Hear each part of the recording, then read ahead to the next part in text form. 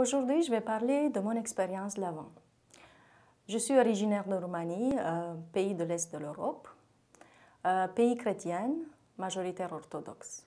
Je suis romano-catholique, donc dans mon pays, les romano-catholiques sont minoritaires, 5% de la population. Je suis née pendant le régime communiste dans une famille pratiquante.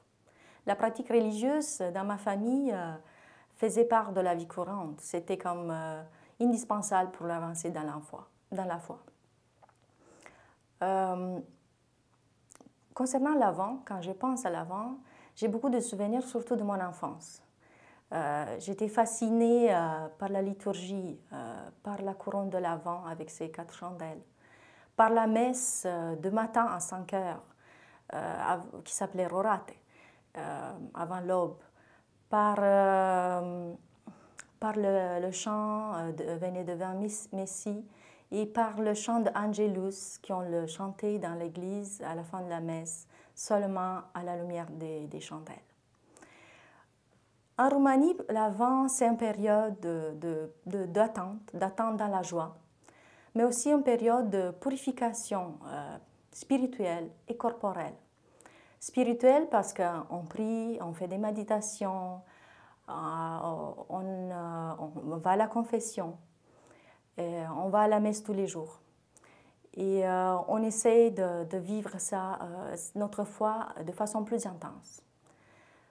Purification corporelle, parce qu'on essaye de faire le jeûne, d'habitude c'est vendredi, de faire des petits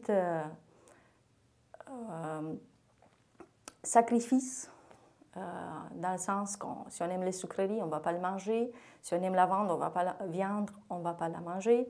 Alors, on fait des... Et aussi l'aspect de silence. Pendant l'Avent, on ne fête pas. Il n'y a pas de mariage, il n'y a pas de fête. Et j'ai même ma propre expérience personnelle, ma fête est pendant l'Avent. Alors, j'ai toujours fêté ma fête, mon anniversaire, dans le silence, mais dans un silence joyeux. J'offrais ça avec joie aux petits enfants qui allaient se naître.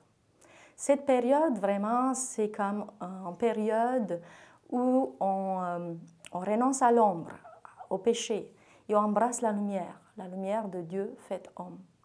Alors quand je pense à l'Avent, mon cœur exalte de joie dans l'arrivée de notre Seigneur Jésus-Christ.